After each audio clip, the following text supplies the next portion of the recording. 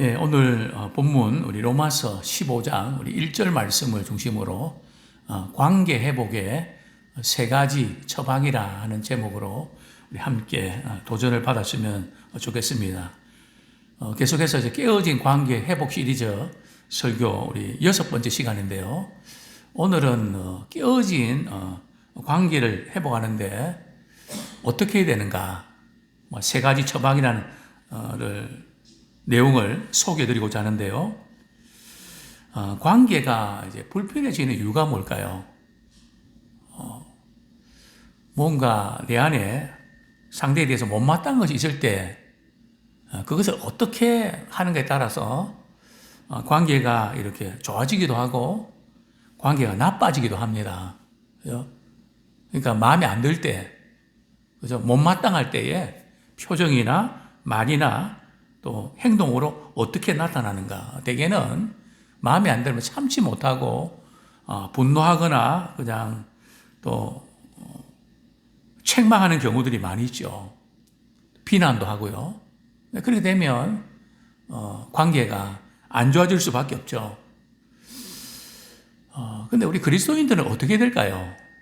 그저 어떤 분들은 그저 생긴 대로 사는 거죠. 그러지만 우리 그리스도인은 다르거든요.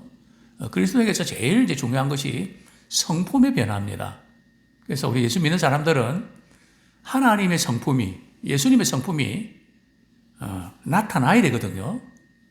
그래서 늘 우리가 기도하고 말씀 읽으면서 우리 은혜 받았다 하는 끝나지 않고 변해야 됩니다. 성품이나 말이나 모든 부분에서 그분 참 많이 변했다. 이런 일에 우리가 쓰임 받았으면 참 좋겠습니다. 자, 첫 번째 우리가 해야 될 부분들은 연약한 것은 도와주어야 합니다. 우리 한번 따라하시겠습니다. 연약한 것은 도와주어야 합니다. 이제 왜냐하면 어떤 분이 이렇게 생각하는 분이 있거든요.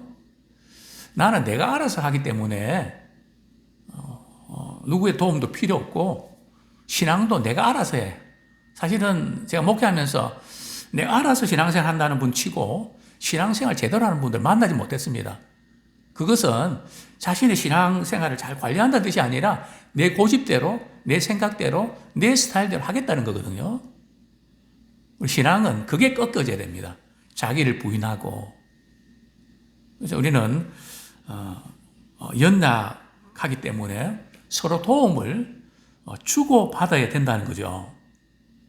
우리 하나님께서 가정을 이렇게 세우실 때도 남편과 아내를 이렇게 주셨는데요. 아담을 짓고 나서 하와를 주실 때 왜 주셨을까요? 돕는 배필로 주셨다는 거죠. 돕는 자로서 이렇게 헬퍼로서 어떻게 도와줄 것인가. 그것을 위해서 가정을 세우셨는데요. 뿐만 아니라 교회도 마찬가지죠. 교회 공동체를 통해서 다양한 은사를 가진 분들이 성격도 다르고 스타일도 다르고 기질도 다른 그런 분들이 모여서 함께 이렇게 때론 부딪히면서 그 가운데서 우리의 모난 부분들이 다듬어지고 주님의 성품으로 조금씩 바뀌어지는 그 일을 위해서 우리 만나게 해주셨죠. 그렇습니다. 하나님은 사람을 지으시되 그 누구도 말이죠. 온전하거나 완벽하게 지지 않았습니다. 그러니까 우리가 나는 완벽해야 돼 하는 이 생각부터 버리셔야 돼요. 나는 누구한테도 지적 안 받고 나는 완벽하게 모든 거 해야 돼. 우리 최선을 다하는 건 중요하지만 그것은 교만 중에 교만입니다. 하나님 그렇게 만들지 않으셨거든요. 서로 도움을 주고받으라고 이렇게 만나게 해주셨는데 어떤 사람은 항상 도움을 주기만 하고 어떤 사람은 항상 도움을 받기만 하는 그렇지 않다는 거죠. 그래서 이 부분을 조금 다루고 싶은데요.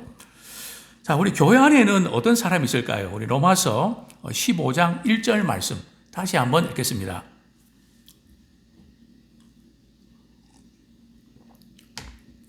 시작. 믿음이 강한 우리는 마땅히 믿음이 약한 자의 약점을 담당하고 자기를 기쁘게 하지 아니할 것이라. 교회 안에는 믿음이 강한 사람이 있는가 하면 믿음이 허약한 사람도 있다는 거죠. 이 두 부류가 이제 공존하는데 믿음이 약한 사람들은 또 믿음이 강한 사람을 또 이렇게 힘들해도 안 되고, 또 믿음이 강한 사람은 믿음이 약한 사람들을 바라보면서 왜 그거밖에 안 되나, 그죠? 그래서도 안 된다는 거죠. 성경은 뭐라고 말씀합니까? 믿음이 강한 사람은 믿음이 연약한 사람들의 뭘 담당하라고요? 약점을 담당해라. 약점을 공격하라가 아니라 그 약한 부분을 이제 도와주라는 것이죠. 그죠? 세상은 안 그렇죠. 요즘 PR 시대 아닙니까? 그죠? PR이 뭔지 아시죠? 피할 건 피하고, 알릴 것은 알리고. 그죠? 약한 것은 이야기 안 하거든요. 근데 신앙은 그런 건 아닙니다. 약한 것도 나누어야 되고, 기도를 부탁해야 되고, 또 자신이 약한 것도 인정해야 되고, 또 상대방이 약한 것을 볼 때에 그게 보여지면 도우라고 하는 것이지, 책망하고 그것밖에 안 되나, 그냥 야단치고 그냥 그렇게 하라고 우리에게 믿음을 강하게 해주신 게 아니라는 거죠. 우리가 이렇게 약점을 자꾸 건드리는 것은 말이죠. 누구를 기쁘게 하는 거라고요? 자기를 기쁘게 하는 거예요. 내가 이제 약점을 지적을 하면서 나는 너보다 좀 나은데 너는 왜 그거밖에 못하나? 그것을 이렇게 은근히 이제 나타내는 것에 불과하다는 거죠. 그렇습니다. 우리가 서로 받아보면 직분 관계없이 왜 저 부분은 저렇게 하나 저렇게 하나 뭐 이런 것들이 많이 보입니다. 그죠? 물론 그렇게 해서 그분이 잘할 수 있도록 우리가 도와주기도 해야 되죠. 그죠? 그러나 우리가 이렇게 약한 부분들을 잘할 수 있도록 도와줘야지, 길을 꺾거나 그냥 주눅이 들게 하거나 그것은 도와주는 게 아니고 오히려 망치는 거죠. 도와주는 것도 우리 잘해야 되는데요. 성경은 말씀합니다. 구체적으로 이렇게 연약을 도와준다는 게 어떻게 하는 건가? 우리 로마서 15장 7절 말씀 우리 같이 한번 읽겠습니다. 시작. 그러므로 그리스도께서 우리를 받아 하나님께 영광을 돌리신 것 같이 너희도 서로 받으라. 그죠? 예수님께서 우리를 말이죠. 우리가 죄인 되었을 때에, 연약할 때에, 원수 됐을 때에 우리의 죄가 참 많은데 그래도 불구하고 우리를 받아주셨다는 거죠. 너는 안 돼. 너 죄가 너무 많어. 너는 너무 문제가 너무 많어. 너는 구제불능이야. 그래서 나는 너랑 상대 안 할 거야. 그게 아니고 말이죠. 우리의 이런 연약함도 불구하고 우리를 어떻게 주셨다고요? 받아주셨다는 거죠. 주님이 나를 받아주셨다. 이걸 우리가 잊으면 안 돼요. 주님이 나 같은 사람도 받아주셨는데, 간혹 우리도 사람이기 때문에 가까운 사람이 어떻게 할 때에 마음에 안 들고 못마땅할 때가 있죠. 화가 날 때도 있죠. 그죠? 그래서 받아들이는 것이 어려울 때도 있죠. 그때마다 우리는 어떻게 될까요? 주님이 나 같은 사람도 받아주셨는데, 또 그 사람이 너한테 도대체 뭐 어떻게 했다고 그렇게 하나? 뭘 잘못했는데? 너가 주님 앞에서 잘못한 거 이렇게 따지면 비교가 되니? 그럼 어떻게 되니? 그럴 때, 주님 나를 받아주시니까 저도 받아드릴게요. 뭐 잘하면 받아주는 게 아니고, 잘할 것 같아서 받아주는 것이 아니고, 그죠? 주님이 나를 받아주는 것처럼 그냥 그대로 받아들이라는 거죠. 왜냐하면 그렇게 형성이 됐거든요. 그렇게 형성이 됐는데 그게 잘 고쳐집니까? 그죠? 어떤 분들은 그저 3살, 3살이 지나면 잘 안 고쳐진다 그러거든요. 어떤 사람은 12살만 넘으면 좀처럼 잘 안 고쳐진다는 거죠. 그죠? 어쨌든 우리는 믿음의 사람들은 계속 말씀 안에서 변화되어야 되죠. 그럼에도 불구하고 성화되어야 되고요. 그러나 우리 입장에서는 그런 것들이 보일 때에 연약한 것을 용납해라. 그 말씀이죠. 그러기 위해서는 말이죠. 그런데 왜 우리가 용납 못하는가 하면 나는 이런데 너는 왜 이러냐 이거죠. 왜요? 그것 때문에, 그 잣대 때문에 안 되는 거거든요. 자기 기준을 가지고 판단하니까. 그래서 무엇보다도 중요한 것은 내 자신이 참 연약한 존재라는 사실을 철저하게 깨달아야 돼요. 내가 이것밖에 안 되나. 그걸 철저하게 깨달으면 상대방이 말이죠. 순간적으로는 또 좀 마음에 안 들고 그러지만 자신의 모습을 바라보면서 그럴 수도 있지. 나도 그랬는데. 근데 그러면서 이제 받아들이게 되는 것이죠. 성경의 인물들 보면 전부 다 말이죠. 나는 강하다. 이렇게 고백하지 않습니다. 물론 베드로 같은 경우는 예수님 십자가 사건 말씀하실 때 나는 절대로 주님 부인 안 할 겁니다. 아주 큰 소리 쳤지만 아주 맥없이 무너졌죠. 다른 사람 몰라도 저는 주님 지켜드리겠습니다. 근데 어땠나요? 그러나 사도 바울은 말이죠. 자기 자신이 연약한 자임을 철저하게 깨닫습니다. 내가 참 이렇게 잘하고 싶은데 왜 잘 안 되나? 원하는 걸 하지 않고 원치 않는 것만 자꾸 하고 있네. 그죠? 그러면서 굉장히 속상해 했죠. 또 고린도후서 12장 9절 한번 보겠습니다. 사도 바울이 자신의 약한 것들을 고백하죠. 고린도후서 12장 9절.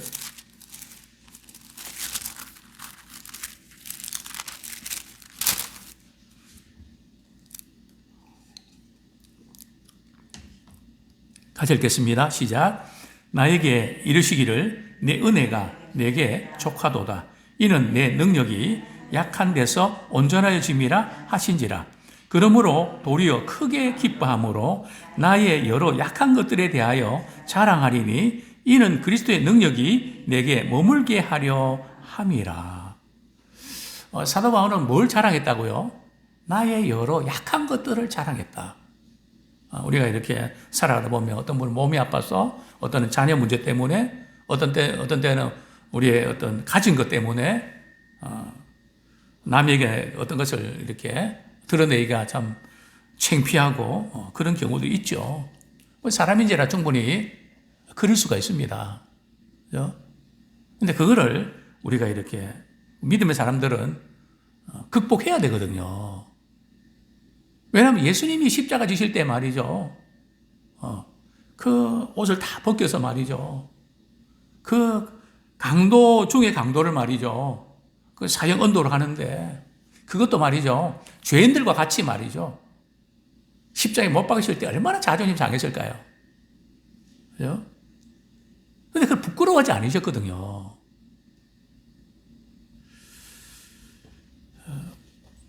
그렇습니다. 제가 이전에 역삼동에 있을 때 어떤 집사님 한 분이 대학교 교수였습니다. 이렇게 어린이회관 거기 정화장학관이 그 장학회라고 뭐 이렇게 뉴스 나오고 그랬잖아요. 박근혜 대통령 그 이제 그 6.26 재단에 거기에 이렇게 맡아서 하셨던 분인데, 한번 신방을 갔습니다.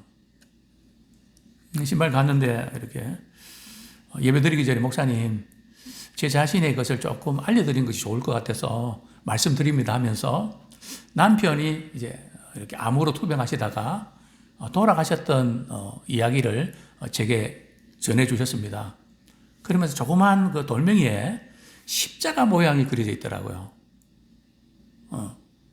그래서 이제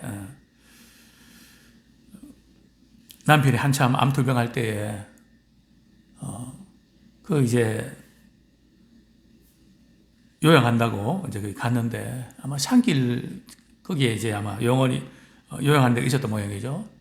그런데 이렇게 발에 말이 뭔가 탁 차이는데 딱 보니까 무슨 돌이더래요. 근데 십자가 모양이 있더래요. 그래서 교회 가라는 뜻이구나. 그러면서 그 돌을 제게 보여주더라고요. 그리고 얼마 후에 우리 남편은 돌아가셨습니다. 그리고 저는 교회 나오게 됐습니다. 근데 그분이 그 남편이 없다는 그것, 저는 사실은 그걸 알고 갔단 말이죠. 내가 참 어떻게 말해야 될까 고민을 많이 하고 이렇게 말씀을 전해야 되잖아요. 근데 먼저 그냥 참 그 모습들이 자신의 그런 부분들을 그냥 먼저 끄집어내 놓고, 그죠? 참 대단하다. 사도 바울도 여러 약한 것들을 자랑하지 않습니까? 약한 것들 자체가 자랑거리라서 그런 게 아니고 자신의 약함을 인정하기 때문에 그리스도의 능력이 내게 머물 수 있는 기회로 삼게 됐다는 거죠. 그게 중요합니다. 우리 약한 것들에 묶이면 그건 불행한 거거든요. 그걸 또 숨기고 누구한테 이야기하는 것이 창피하고 이래서 시간 보내면 얼마나 우리 인생을 허송세를 보냅니까? 우리 그것 때문에, 그죠? 나는 주님을 더 의지하고 은혜를 힘입고 오히려 그것이 문제가 안 돼서 말이죠. 오히려 상대에 감동을 줄 수 있고, 예수 믿는 사람들은 저렇게 당당하구나. 그런 것에 전혀 이렇게 개의치 않구나.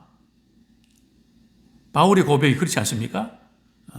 약한 것에 자랑하니 이는 그리스도 능력이 내게 머물게 하리 함이라. 그리스도 능력이 머무는 기회로 삼았던 것이죠. 그렇습니다. 우리는 우리의 약함, 물론 우리 자신의 약함은 그거 이렇게 약함에 머물면 안 되고요. 우리는 늘 약함을 깨닫고 발전하기 위해서 늘 이렇게 고전분투하면서 나아가야 됩니다. 그럼에도 불구하고 우리는 서로 도움을 주고받으면서 우리 함께 우리가 이렇게 일어서야 되는 것이죠. 무엇보다도 도움 받는 것을 말이죠. 기분 나쁘게 생각해서는 안 됩니다. 어떤 분은 도움을 주기만 하고 말이죠. 도움 받는 것은 되게 싫어하는 분도 계세요. 한 번 어떤 집사님이 참 많은 분들에게 도움을 제공하는 분들입니다. 저도 이제 격려하고 싶어서 도움을 드렸죠. 그러니까 그분이 말이죠. 그냥 정색을 하면서 나를 어떻게 보고 그러시냐. 얼마나 민망한지요. 그 교만입니다. 우리는 도움을 줄 수도 있고 받을 수도 있는 거죠. 그걸 자존심 상해하거나 그럴 것이 아니라는 거죠. 우리 하나님 그렇게 만드셨는데요. 그래서 우리는 늘 사람 만날 때마다 뭘 찾아야 되는가 말이죠. 도와줄 것을 찾아야 됩니다. 길을 가다가도, 집에서도, 교회에서도, 우리가 직장에서도, 나를 통해서 내가 꼭 남들이 못하는 그 부분들, 내가 해야 될 게 뭘까? 그런 부분들을 우리가 찾는 자가 되기를 소원합니다. 또한 우리가 우리 상대방에게 우리 도움을 줄 때도 말이죠. 도움을 받는 사람의 눈높이에서 배려할 줄 알아야 됩니다. 자, 예를 들면 이런 거 있죠. 우리가 누구에게 도움을 제공할 때 말이죠. 이게 얼마짜리인 줄 아냐고. 물론 그냥 이렇게 귀한 것이라는 걸 말씀하지만 도움을 받는 쪽에서 민망해하지 않도록 우리가 도울 때도 상대방의 그 마음을 헤아리면서 편안하게 그렇게 할 수 있도록 자칫 한번 간섭하거나 이렇게 민망하게 만드는 것은 우리가 경계해야 되죠. 두 번째로 필요한 것이 있다면 채워줘야 됩니다. 이 관계에서 대단히 중요한 거죠. 필요한 것이 있다면 채워줘야 됩니다. 하나님 만드신 이 세상은 말이죠. 필요한 것들이 너무 많습니다. 그렇죠? 아마 우리 성도들도 우리 개개인도 필요한 리스트를 이렇게 적어보면 엄청 많습니다. 그렇죠? 너무너무 많죠. 그러니까 사람에게는 부족한 것이 있다는 것이 정상인 거죠. 그렇죠? 부족한 것이 많다고 너무 좌절감을 느낄 필요가 없죠. 중요한 것은 자신의 부족함을 말이죠. 인정하고 느끼는 것이 인간관계의 아주 기본입니다. 자기의 부족을 못 느끼면 상대방을 대할 때에 내 눈높이에서 자꾸 정죄를 하게 되고 판단을 하게 되고 그러면 좋은 의도로 그렇게 했는데 그죠? 요즘 젊은 사람들이 제일 싫어하는 게 뭔가 하면 정답을 말하는 걸 제일 싫어합니다. 그죠? 젊은이에게 필요한 것이 물론 우리가 정답이 필요한데요. 처음부터 정답만 이야기하면 안 된다는 거죠. 그들이 얼마나 아파하고 힘들어하는지 깊이 이해하면서 내가 어떻게 도와주면 좋겠냐. 내가 어떻게 하면 좋겠냐. 그죠? 내가 이제 애 좀 몇 시간 봐줄 테니까 바람도 좀 쐬고 한번 같이 식사도 하고 머리 좀 식혀라. 내가 봐줄게. 그죠? 그런 부분들이 필요한 거죠. 실질적으로 그들에게 힘이 될 수 있는. 그렇습니다. 우리가 이제 부족한 것을 우리가 느끼는 것은 되게 좋은 거거든요. 우리 시편 42편 1절 한번 보겠습니다. 시편 42편 1절. 우리가 참 좋아하는 말씀 아닙니까?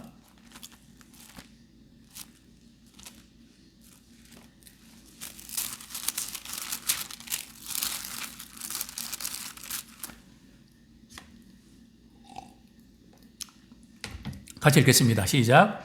하나님이여 사슴이 시냇물을 찾기에 갈급한 같이 내 영혼이 주를 찾기에 갈급하니이다. 그죠? 사슴이 시냇물 찾기에 갈급함처럼 내 영혼이 주님을 찾기에 갈급합니다. 그러니까 부족함을 느낄 때에 그 목마름을 이렇게 찾게 돼 있다는 거죠. 그래야 발전하죠. 그런데 우리 자신의 부족함도 느끼고 또 상대의 부족함은 채워져야 되거든요. 우리 상대의 부족함을 채울 때 그냥 다 채워줘야 된다고 하는, 다 해결해야 된다고 하는 부담감은 갖지 마십시오. 우리는 그렇게 할 수 없거든요. 그래서 제가 이 상담학 교수로 있으면서 강의할 때 자주 사용했던 표현이 있습니다. 당신은 돌보고 하나님은 고치십니다. You care, God cures. 그죠? 우리가 해결할 수는 없고 하나님이 해결해 주시고 우리는 그냥 같이 울어주고 같이 밥 먹고 같이 있어주고 같이 들어주고. 그죠? 늘 부모들이 자녀들한테 못 해준 것 때문에 늘 안타깝잖아요. 그죠? 물론 그것이 부모의 마음이죠. 그러나 우리가 할 수 있는 만큼 우리 최선 다하고 하면 되죠. 또 그렇지 못한 부분들은 우리 하나님께 맡기고 기도하고 또 자녀들이 또 채워야 될 몫이고요. 그래서 우리가 다 이렇게 해야 된다는 그런 부담감을 안 갖는 게 좋습니다. 그죠? 어떤 분들은 그냥 가족들 관계에서 돈 문제로 한번 도와주기 시작하니 끝이 없어서 말이죠. 그냥 굉장히 힘들어하는 그런 경우는 제가 말리거든요. 이제 그만 도와주시라고. 그런데 마음이 약해서 그걸 잘 못하더라고요. 그러면서 너무 그냥 마음 상해하고 힘들어하는. 그래서 늘 이런 부분 우리가 다 할 수 없고 우리 할 수 있는 부분만큼만 그렇게 선을 그어야 된다는 거죠. 뿐만 아니라 부족함을 채울 때에 꼭 돈으로만 채울 수 있는 건 아닙니다. 그죠? 물론 우리가 경제적으로 돕는 거 대단히 좋죠. 그러나 우리 정서적으로 말이죠. 같이 기뻐해주고 또 같이 슬퍼해주고 울어주는 그것도 크게 도와주는 것입니다. 그죠? 그리고 아까도 말씀드렸지만은 머리 좀 식힐 수 있도록 조용한 시간 좀 나름대로 가지고 회복될 수 있도록 또 문화적으로 말이죠. 야, 오늘 뭐 이렇게 어디 한번 좀 다녀와라. 머리 좀 식혀.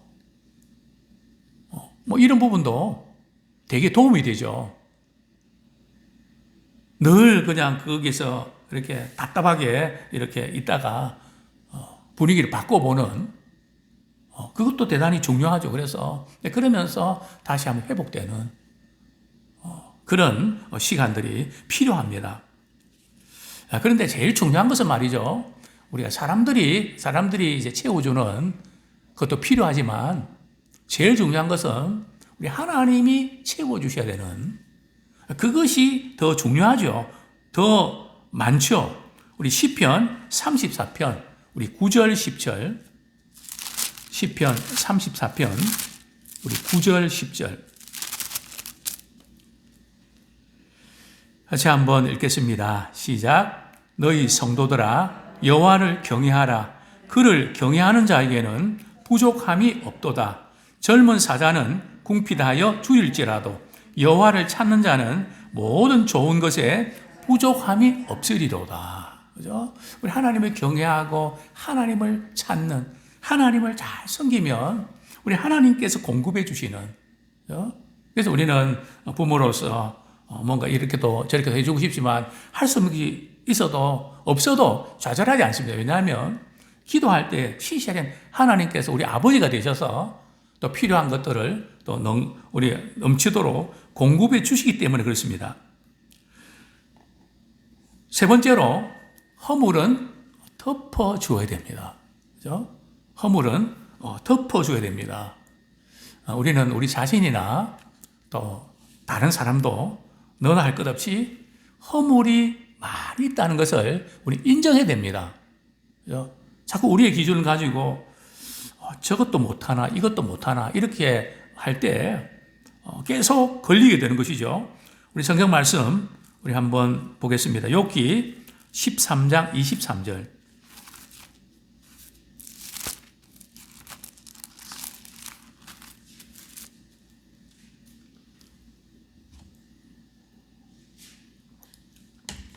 같이 읽겠습니다. 시작. 나의 죄악이 얼마나 많으니까 나의 허물과 죄를 내게 알게 하옵소서. 그죠?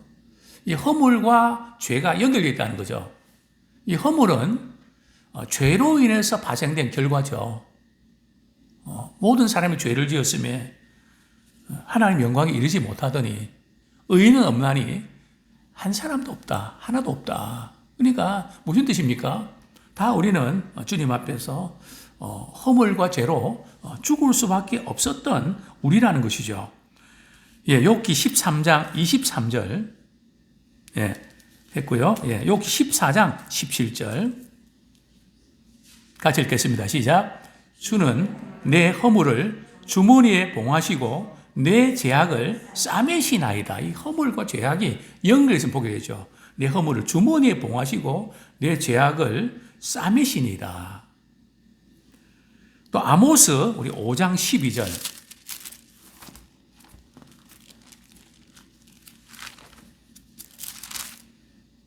아모스 5장 12절 시작. 너희의 허물이 많고 죄악이 무거움을 내가 아노라. 너희는 의인을 학대하며 뇌물을 받고 성문에서 가난한 자를 억울하게 하는 자로다.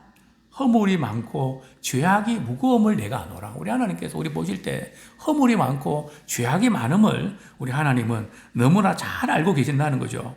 그래서 이 죄와 허물의 문제 우리 스스로 해결할 수 없었잖아요.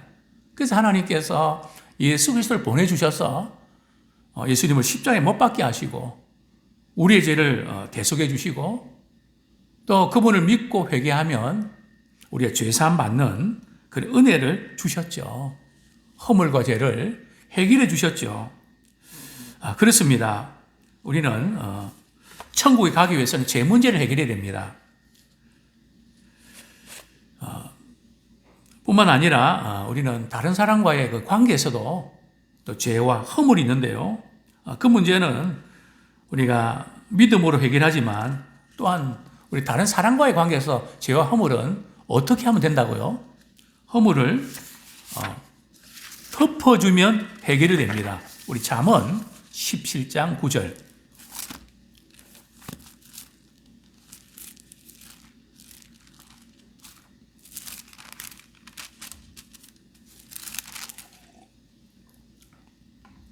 잠언 17장 9절 시작.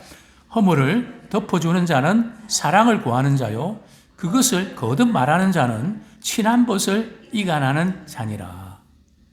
허물을 덮어주는 자는 뭘 구하는 사람이라고요? 사랑을 구하는 사람이다. 사랑은 모든 허물을 덮는다 그랬잖아요. 근데 이전에 잘못한 것을 자꾸 이야기하면 그것은 관계가 악화된다는 거죠. 이간하게 되면. 그래서 제가 늘 그런 말씀 드렸습니다. 죄의 무덤을 파지 말라고. 한 번으로 끝나야지. 그 자꾸 이야기하면, 우리 이전에 우리 연세 드신 분들이 이렇게 안 좋은 그 부분들을 그냥 두고 이야기하잖아요. 그것은 우리 성경적으로 볼 때는 좋은 거 아닙니다.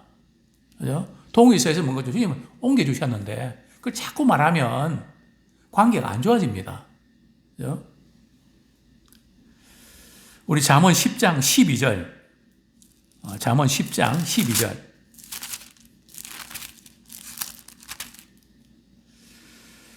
같이 읽겠습니다. 시작. 미움은 다툼을 일으켜도 사랑은 모든 허물을 가리느니라. 그죠? 사랑은 모든 허물을 가리는 속죄서는 말이죠. 죄를 덮는다는 뜻이거든요. 그죠? 그렇습니다. 사랑은 모든 허물을 가린다. 한 가지 예를 들고 말씀을 맺겠습니다. 우리 모세가 말이죠. 이방 여자 구스 여인을 취했죠. 그죠? 그래서 그의 누나와 형 미리암과 아론이 말이죠. 비방을 합니다. 그게 바로 민수기 12장 1절인데요. 우리 한번 찾아보겠습니다. 민수기 12장 1절.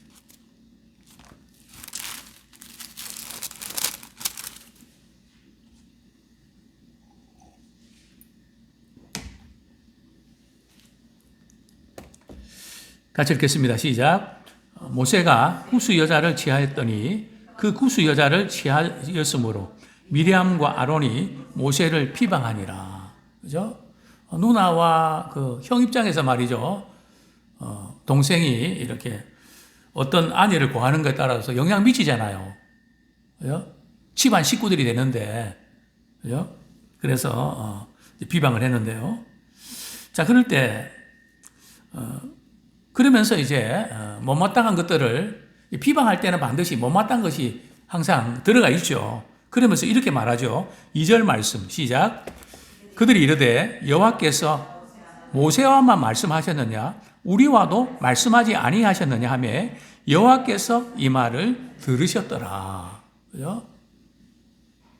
하나님께서 모세만 이야기했냐? 우리도 이야기하지 않았냐? 그렇게 이야기했던 것이죠.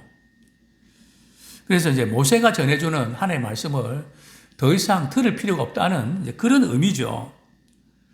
자, 모세가 이 구스 여인을 취한 것이 잘한 건가요? 잘못한 것인가요?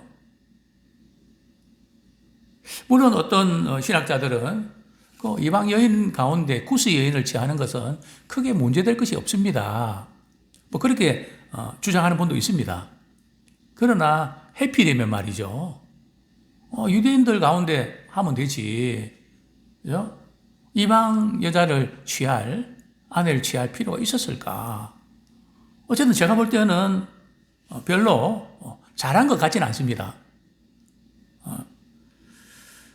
그렇다면 하나님께서 모세에게 책망하셔야 되잖아요. 근데 하나님께서는 뭐라고 말씀하십니까? 우리 민수기 12장 6절, 7절 같이 읽겠습니다. 시작. 이르시되 내 말을 들으라.